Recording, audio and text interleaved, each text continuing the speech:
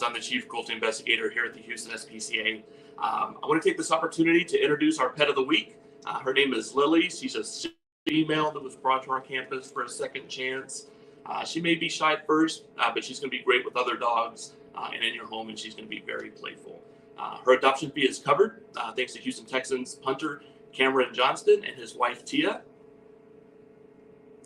And so what are we going to be talking about today?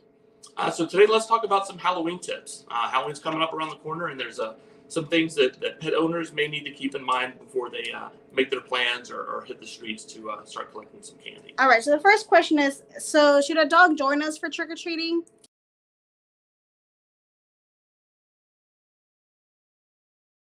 Absolutely. We definitely like to bring our dog along with us. So really it depends on you and your dog and their comfortability with the public. And if we do bring them, is there anything special that we need to bring them, or just or the leash? Definitely have their collar on. Hopefully they're microchipped. They should probably wear a reflector vest just in case they do get loose. So traffic is able to see them. And then of course if they want to have a costume as well. And for the microchip, how do we know it's registered, or how does that work?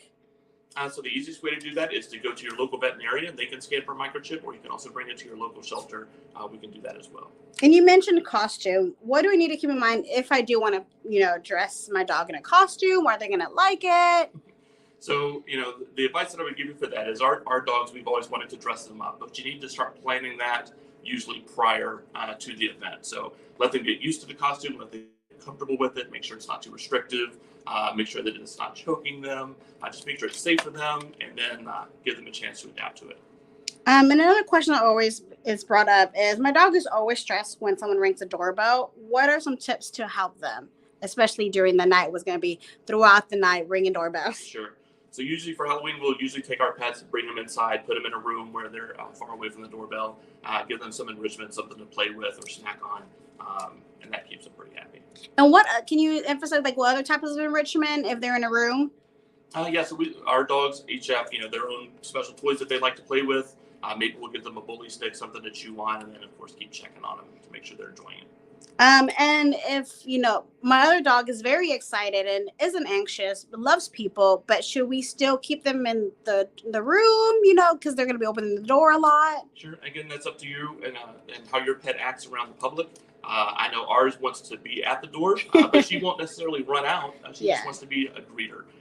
And that's fine, but really just need to play that about, how your pet acts around the public. And if we have, the runners, should we just leave the bowl outside, or should we have gates for the door every time we open it? So normally what we do is we will bring our pet out with us, keep her on a leash, and then we set our chairs out on the sidewalk so we can hand out the candy that way, so we're not worried about our door opening. Oh, that's a great idea. And if a dog is, we're strangers and we're having people over, should we just put a muzzle on them for safety just in case they do escape? So we don't typically use a muzzle in our house. We just keep them out of the public or out of the room where the public is and make sure that they're having a good time. You mentioned the candy bowl. So what are some tips to prevent the dog from getting the candy bowl if it's inside the house? So obviously elevate it and keep somebody with it. We have a dog that's a greeter, so she's going to walk around and check out what's going on the counters. So any place that they can get access to, probably best to keep them away from that. And then are there specific types of candy that's dangerous to pets? Yeah, so all chocolates are pretty toxic, as well as caramel apples, candy corn, nuts of all types, especially macadamia nuts, are kind of the top ones that are pretty toxic to animals. And then what should we do if a dog is, does get a hold of the candy? Absolutely contact your veterinarian right away and get them seen by them. Do we have to perform any CPR, or if try to make them throw up? We've heard, is that a myth? No, we always leave that up to our veterinarian. We tell them what the candy is because it may be just as bad coming back up. So we leave that up to the veterinarian and get there as fast as possible. Okay. And another one is how do we train their dogs to not bark at the sound of a doorbell? So we've always used, reward-based treats. So in our house, we want the dog to bark when somebody comes to the door to at least alert us, that somebody's there. But then that's it. We don't want them to continue to bark. So we'll reward them. We'll thank them for telling us that somebody's at the door and give them a treat. But then if they continue to bark, we'll tell them no. And then once they stop, then we'll give them another treat. And we should do that year round, not just Halloween. Absolutely.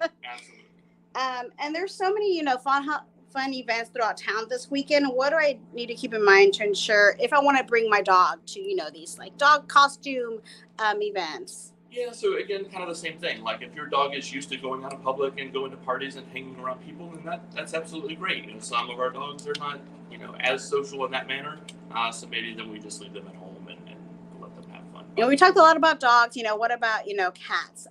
Is there, still a myth about black cats? I'd like to think that there isn't, but yeah, I can't say.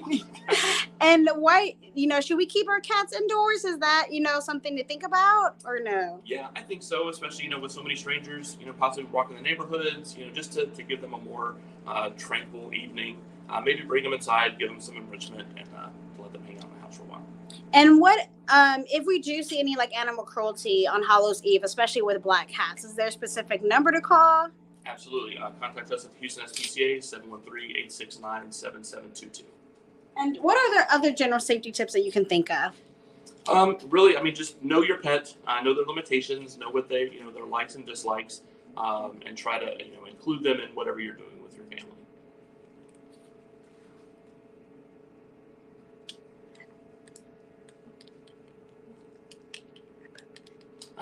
So again, thank you. I hope everybody has a safe, happy Halloween. If you don't have any plans, we'd love to invite you to our gala today.